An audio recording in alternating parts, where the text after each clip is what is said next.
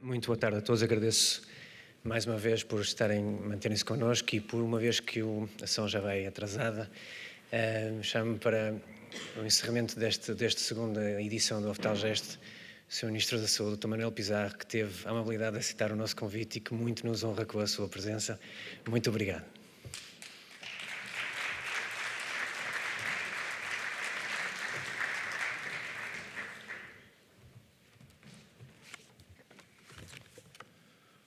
Muito boa tarde a todos, é mesmo boa tarde, não é? Boa tarde a todas e a todos. Sr. Presidente da Câmara Municipal de Viana do Castelo, Dr. Arquiteto Luís Nobre, meu caro amigo, Sr. Presidente do Conselho Intermunicipal do Alto Minho, Presidente também da Câmara Municipal de Melgaço, meu caro amigo Manuel Ramos, Senhoras e Senhores dirigentes do Ministério da Saúde, estão aqui tantas pessoas que eu não vou saudar um por um, senão lá vai mesmo o tempo, meu caro Sérgio Azevedo, organizador e promotor entusiasta deste Oftalgest. Eu quero começar por dizer isso mesmo, eu tenho um enorme prazer em estar aqui convosco hoje e ainda bem que se atrasaram, porque tive um enorme prazer em ouvir as questões que foram suscitadas anteriormente, porque acho que é muito importante que nós na sociedade portuguesa encontremos espaços para, de forma descomprometida, podemos debater entre nós os problemas essenciais de organização do sistema de saúde. Um sistema de saúde moderno, numa sociedade evoluída como é a sociedade portuguesa, é um aspecto central da nossa vida em comum. Bem, é central desde logo, porque a saúde é o valor a que cada uma e a cada um atribuem mais significado. Isso é absolutamente claro, já era assim antes da pandemia. E vários estudos de opinião realizados da pandemia demonstram que a pandemia naturalmente só fez crescer esse sentimento de que a saúde é uma componente essencial da vida de cada um. Até os mais empedernidos financeiros já se convenceram que sem saúde não há economia, perceberam durante a pandemia, nós todos já tínhamos percebido isso há muito tempo, mas durante a pandemia perceberam que sem saúde não há nada, nem economia. E a verdade é que eu também estou convencido que é essa dinâmica que origina, em todo o mundo ocidental e também em Portugal, uma enorme procura dos cuidados de saúde, que aliás o Dr. Augusto Magalhães fez referência quando falou do tema da expectativa dos utentes. E é muito importante nós sejamos capazes de fazer este debate também sem termos certezas absolutas sobre as respostas. Porque eu vejo também na sociedade portuguesa, em vários domínios, instalaram-se uma espécie de tudólogos, pessoas que têm opiniões definitivas sobre todos os assuntos e que fazem o contrário do que o Dr. Oscar Gaspar hoje nos ensinou aqui a fazer, que é dão opinião sobre tudo, mesmo daquilo que não sabem nada. E fazem depois manchetes de jornais com as ideias mais abstrusas sobre assuntos de organização complexa. Os números que aqui o Dr. Augusto Magalhães nos mostrou hoje revelam ao contrário uma análise muito profunda e muito detalhada do tema. E ainda assim são suscetíveis de variadas interpretações, como aqui se viu neste debate, de pessoas que estavam de boa fé a dizer o que pensam sobre o que está. É possível, a partir daqueles números, fazer discursos variados e como todos sabemos, naquilo que diz respeito à organização de cuidados de saúde, há verdades que podem parecer contraditórias e continuam a ser verdadeiras na mesma, as duas. Nos estudos de comparação internacional, Portugal tem médicos a mais. Vamos pôr isto entre aspas. Não é? Tem mais médicos por habitante do que é habitual no padrão da Europa Ocidental, do mundo mais desenvolvido. Bem, assim, isto é uma verdade insufismável. Outra verdade é que para todos aqueles que estão encarregados de organizar as escalas nos nossos hospitais públicos há médicos a menos. Eu ainda não encontrei nenhum, ainda tenho esperança, eu tenho visitado muitos, um que me diga que está satisfeito, que tem lá os médicos todos que precisam. Não, uns estão muito aflitos e outros estão aflitos. Os mais felizes estão aflitos, pois os outros estão muito aflitos. Nós podemos questionar muito sobre o nosso modelo de organização que conduziu a isto. Os números, aliás, dos oftalmologistas seriam ótimos se fossem em todas as especialidades. O problema é que o que acontece é que a diferença, a decalagem etária dos médicos portugueses é ainda mais dramática, em média, do que é no caso dos oftalmologistas, que foram sempre preservando uma capacidade de formação mínima razoável, nunca chegaram ao ponto de rarefação total que algumas especialidades atingiram. A verdade é esta, os dados insufismáveis dos estudos da OCDE e dos estudos da Ordem dos Médicos, até a Ordem dos Médicos, dizem que nesta década há menos médicos em Portugal do que havia na década anterior. não duvidem da palavra do Ministro. Comprei o livrinho Saúde de 2040, está lá os estudos da Ordem dos Médicos, também diz que há menos médicos nesta década. Eu sei que cada um acerta quando pode na história. Se eu não fosse Ministro nesta década, talvez não me importasse tanto, se eu fosse Ministro na próxima década. Agora, o problema é que as pessoas precisam de cuidados de saúde nesta década. Acho que está difícil. Eu estive aqui, antes de chegar à reunião, reuni com os autarcas, os presidentes de Câmara da Comunidade Intermunicipal do Alto Minho. E não tenho muito apoio quando digo, não, vocês sejam tranquilos, não se preocupem que lá para 2030 está tudo tratado. As pessoas não ficam muito satisfeitas com essa ideia, não sei porquê, são chatos. O problema, e o tema não vale a pena ter um debate excessivo sobre se isto é um tema do setor privado, ou do setor público, ou do setor social. Claro, sim, se não houvesse setor privado, o SNS teria mais alguns médicos, isso é inequívoco. Não sei se querem imaginar uma sociedade em Portugal onde era proibida a ação do setor privado, se acham isso aceitável, se acham que é nesse tipo de mundo que querem viver. Eu prefiro viver neste mundo em que os diferentes setores podem coexistir. E, portanto, nós vamos ter essa dinâmica, uma dinâmica inevitável com a qual vamos ter que lidar, que vai haver uma dinâmica migratória no sentido amplo, eu ouvia na professora Sónia referir-se a isso, migratória no sentido amplo, que vai sempre existir, de pessoas a entrar e pessoas a sair. O mundo, eu espero que o mundo continue assim, apesar da invasão da Rússia na Ucrânia, que trouxe a guerra para o território europeu, coisa que eu esperava que não ver na minha vida, e já voltámos a ver. Ainda assim, eu espero que nós continuemos a viver num mundo livre, com fronteiras abertas, onde as pessoas podem circular e sim, podem reclamar sobre a capacidade maior ou menor de atração e de fixação do Serviço Nacional de Saúde, mas não tenho nenhuma dúvida que nós vivemos num mundo em que uma parte das pessoas acham que o mundo vivem no seu cotidiano a ideia de que o mundo é plano. Como todos os que têm filhos aqui saberão bem do que é que pensam as jovens gerações nessa matéria. E também se pode dizer é o contrário, se isso não devia ser verdadeiro também para a nossa capacidade de acolher outros profissionais de outras origens e de outras geografias, que entre a burocracia alucinada das universidades e os obstáculos monumentais da ordem profissional que rege os médicos se veem quase incapacitados de ver reconhecidos os seus títulos profissionais em Portugal. Desculpem a crueza desta afirmação, mas quando falam da burocracia do Estado, experimenta algum de vocês como é que é o percurso de um médico estrangeiro que chega a Portugal para obter e que tenta obter nestas duas instituições o reconhecimento da sua formação e veem o que é burocracia. Isso quase transforma o Ministério da Saúde num simplex absoluto, não é? Porque é de facto um percurso. Eu acho que tudo isto são resquícios de instituições que estão com dificuldade a acompanhar-se ao mundo que vem aí. O mundo que vem aí, que já cá está. É um mundo que não pode funcionar neste ritmo e nesta dimensão. Leiam os artigos da imprensa internacional, quer dizer, os títulos. A França precisa de 6 mil médicos no mundo rural. A senhora ministra desse pobre país da Europa Central, chamado Luxemburgo, veio ter há um problema de salários, há um problema de remunerações, é evidente que há um problema de remunerações. Os que acharem que é só um problema de remunerações, leiam a imprensa de Luxemburgo sobre a falta de médicos no Luxemburgo e convençam-se que é só um problema de remunerações.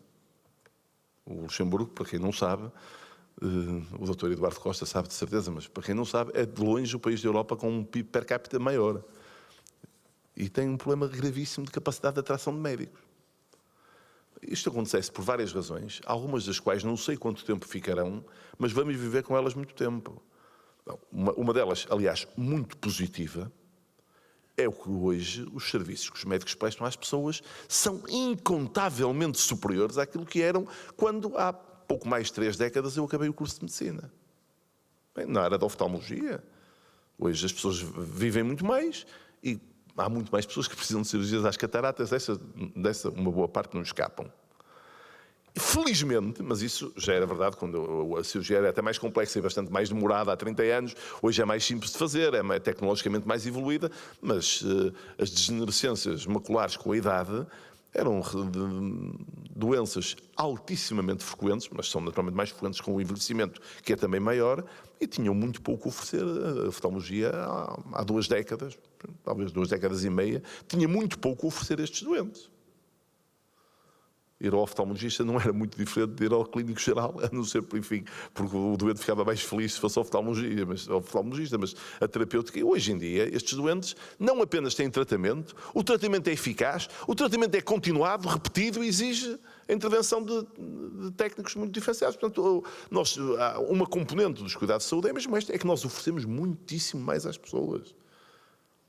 Portugal, que tem um nível de tratamento das doenças oncológicas que é bastante superior à média europeia, um bocadinho superior à média europeia, e que é em várias áreas dos melhores da Europa, relatório da Comissão Europeia e da OCDE publicado em março, nós curamos mais de metade dos casos de cancro e transformamos mais de metade da outra metade em doenças crónicas de duração relativamente elevada.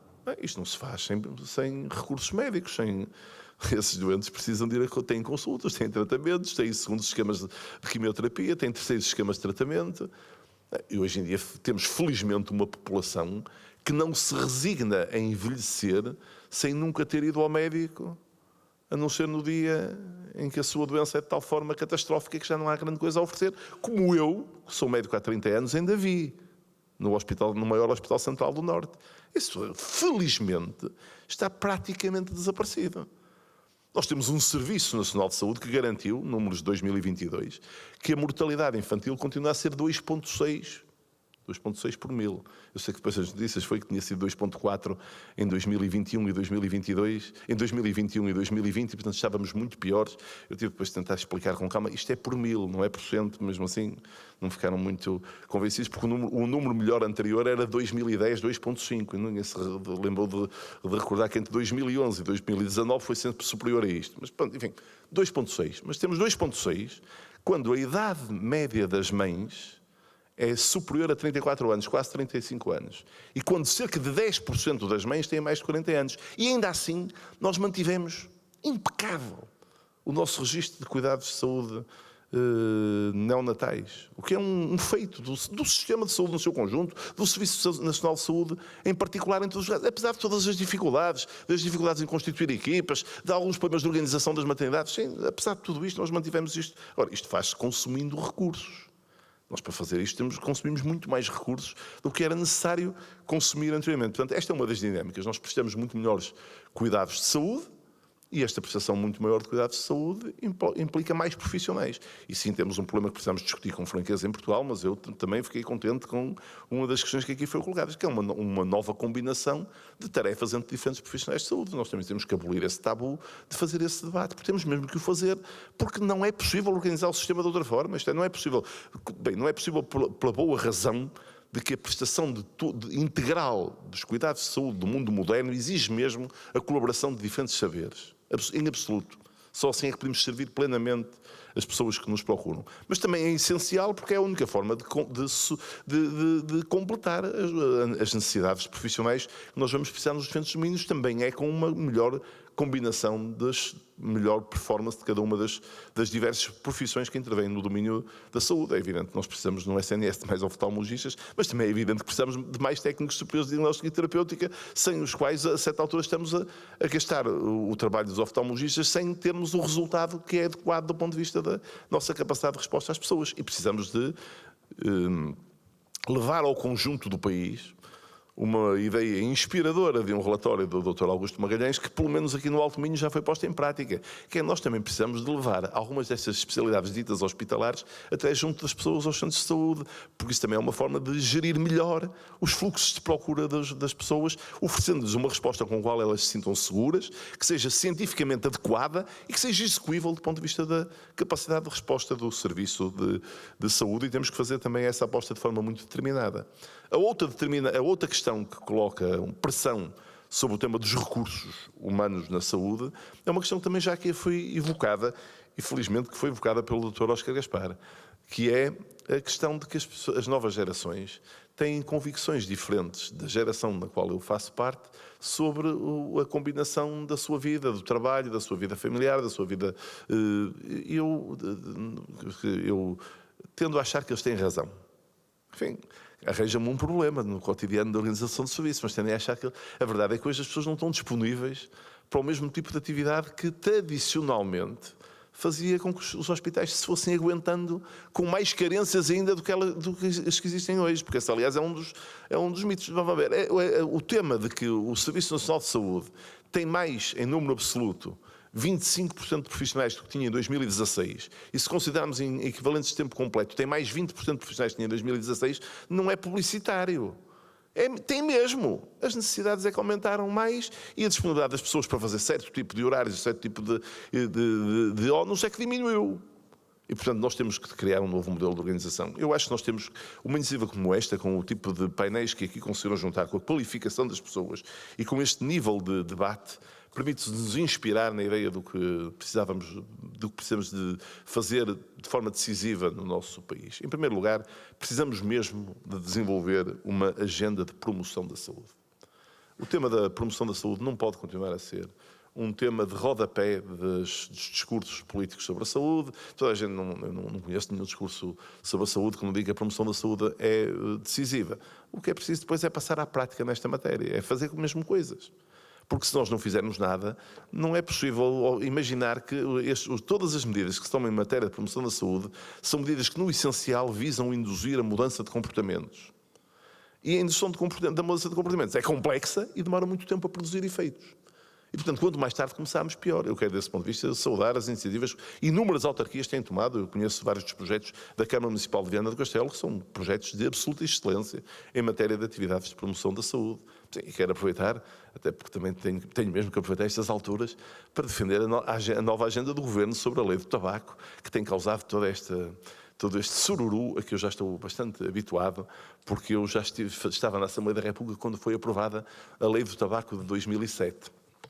E a minha maior alegria agora é ver os mais empedernidos adversários da lei do tabaco de 2007, que diziam que isso ia condenar à ruína os restaurantes, os cafés, os bares, que ia acabar com o convívio das pessoas, das famílias e dos amigos, porque se uns não podiam fumar, os outros também não podiam ir jantar fora, e que ver esses empedernidos adversários de 2007 transformados agora em totais apoiantes das medidas que existem hoje. Agora, as más são só as próximas. Enfim, faz parte, eu estou habituado a lidar com essa ideia, mas devo dizer, para ser totalmente claro, nada, absolutamente nada nesta proposta de lei do tabaco se dirige a combater os fumadores. Dirige-se a combater o fumo do tabaco, é verdade, fazendo coisas que eu acho, no essencial, bastante razoáveis. E se virem o panorama das leis que estão em vigor na União Europeia, verão que elas são mesmo bastante razoáveis e até bastante moderadas. Primeiro, proibir de vez o fumo em sítios fechados, para o qual as exceções são cada vez mais difíceis de justificar. Claro, nós ainda pomos lá uma moratória para quem fez recentemente adaptações para conseguir, enfim, até 2030, não tivemos outro remédio, isto é uma questão de razoabilidade, mas a minha vontade seria mesmo proibir. Proibir o fumo em sítios que não sendo fechados, são sítios em que é evidente que o fumo do tabaco prejudica as pessoas que estão ao lado. Sei lá, as esplanadas fechadas, ou os recintos desportivos, ou a porta das escolas, ou a porta dos hospitais, ou a porta dos centros de saúde. Eu acho isto tudo bastante razoável. Não me zango nada com quem pensa ao contrário, devo dizer, não me perturba nada isso. Acho isto tudo bastante razoável. Terceira linha, e que fazer equivaler o tabaco vaporizado ao tabaco de combustão, ao tabaco tradicional. Coisa que também, primeiro, há vários trabalhos científicos que mostram que o tabaco vaporizado não tem nada de inócuo para a saúde das pessoas. Bem, e o segundo tema, que é bastante mais central que este, e que acho que podemos falar com franqueza, que é o tabaco vaporizado só existe como uma estratégia da indústria do tabaco para fazer com que as crianças e os jovens se tornem fumadores sem ter total consciência de que estão a fumar um produto que faz mal à saúde que eles já estavam a abandonar. São uma estratégia de marketing como outra qualquer. E acho que nós fazemos muito mal se quisermos aceitar a ideia de que temos que condenar a jovem geração a ter o mesmo comportamento de que as nossas gerações. E, por último, reduzir o número de postos de venda. Acho que sabem tão bem como eu. Se os que tiverem dúvidas, fiquem atentos agora nas próximas vezes que entrarem nesses locais, que muitos desses postos de venda são mais do que postos de venda, postos de publicidade ao tabaco. Postos encapotados de publicidade ao tabaco. É evidente que admito que aqui tenha que haver algum equilíbrio, alguma moderação. Aqui talvez tenha sido, aliás, a única área em que eu acho que nós talvez possamos ter ido um bocadinho longe demais. Mas, enfim, também tem que se deixar uma margem para a Assembleia da República intervir sobre a lei e também fazer uma certa ponderação sobre o assunto. Agora, vamos ver, o efeito da lei anterior numa dúzia de anos, a prevalência de fumo de tabaco nos adultos em Portugal baixou de 20,9%, 21%, para 17%. Quer dizer, 1 em cada 5 dos que fumavam deixaram de fumar. E não os tenho visto excessivamente tristes como isso. Eu convivo com vários, não os vejo muito infelizes. Que eu saiba, a restauração não desapareceu, o convívio noturno também não, os cafés florescem, cada vez há mais esplanadas. Portanto, eu não vejo que tenha acontecido nenhuma desgraça à economia nem à saúde dos portugueses pelo facto das pessoas fumarem menos. O que eu sei, porque os dados saíram a semana passada, é que o ano passado, só daquele cancrozinho que está mais diretamente ligado ao fumo do tabaco, eu não quero indispor ninguém durante a Assembleia, não é? Só que é o cancro dos pulmões, dos brônquios e da traqueia, morreram 4.400 portugueses. Já não falo de todas as outras doenças relacionadas com o tabagismo, só deste cancro morreram 4.400 portugueses. Portanto, não consigo compreender como é que se tem uma atitude de indiferença perante o facto de nós queremos desencorajar que as crianças e os jovens se tornem também fumadores. Tenho dificuldade em perceber isto, tenho dificuldade em perceber toda esta... tenho dificuldade, estou a ser um bocadinho hipócrita, para ser franco. Não tenho nada de dificuldade, aquilo é um vício. Mesmo os que o praticam, presumo que com prazer, reconhecerão que aquilo é um vício. E, portanto, os vícios têm tendência a exacerbar as paixões humanas. Faz parte. E, portanto, só por causa disso é que eu vejo toda a irritação com o tema do fumo do tabaco, porque quanto mais não seja, todos, e são esmagadoramente os portugueses, que são pais e avós, deviam ficar contentes com medidas que visam que os seus filhos ou os seus netos não venham a ganhar o hábito de fumar, quanto mais não seja, isso era um estímulo que devia animar todas as gerações dos fumadores e dos não fumadores. Nada disto impede as pessoas, limita a liberdade das pessoas fumar. Depois precisamos, a agenda da promoção da saúde tem que ser central. No serviço de saúde, temos que organizar o serviço de saúde de forma a melhorar o acesso e a dar mais poder aos profissionais. Eu acho que esse é um tema decisivo. E é um tema decisivo da satisfação dos profissionais. Eu acredito, a principal mudança que ocorreu com as unidades de saúde familiar foi as pessoas terem poder para organizar as unidades de saúde familiar. E quando nós começamos a torpedear a autonomia das unidades de saúde familiar, prejudicamos o sistema. O que temos que fazer nos hospitais é mesmo generalizar os modelos dos centros de responsabilidade integrado e fazê-lo com determinação, de forma mais radical. Porque os centros de responsabilidade integrado são potencialmente modelos de auto-organização dos profissionais que conduzem a mais flexibilidade. Nós não podemos continuar a olhar para a métrica da maneira como os profissionais trabalham, como se fossem todos iguais, todos com os mesmos horários, todos com a mesma produção. Ao contrário, temos que encorajar resultados agregados de uma equipa, lideranças mais inspiradoras e mais legitimadas pela própria equipa e depois uma capacidade de obter resultados em agregação, porventura, com participação diferente dos diferentes membros da equipa e, naturalmente, com remuneração diferente para os diferentes membros da equipa. No fundo, tentar, desse ponto de vista, aprender alguma coisa com alguns méritos da gestão privada que também os têm e que devem ser reconhecidos. Agora, do que não podemos escapar, do meu ponto de vista, é da necessidade de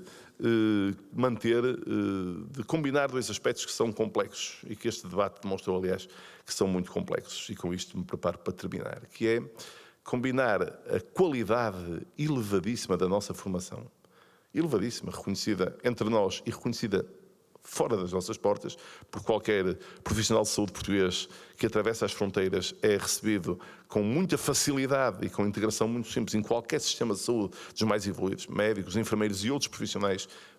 É uniforme isso. Temos que combinar a manutenção deste patamar de qualidade, apesar de tudo com uma dificuldade. É que nós vamos ter que aumentar o número dos que formamos. Isto não é uma dicotomia.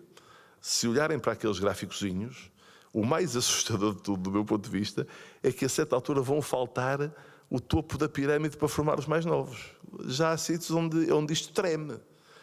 E se nós não acautelarmos, quer dizer, vamos ver, se não quisermos ser um pouco mais audazes agora, porque já não estamos a reproduzir os padrões que achamos que eram os padrões aceitáveis, vamos mesmo passar por uma situação ainda pior num futuro próximo.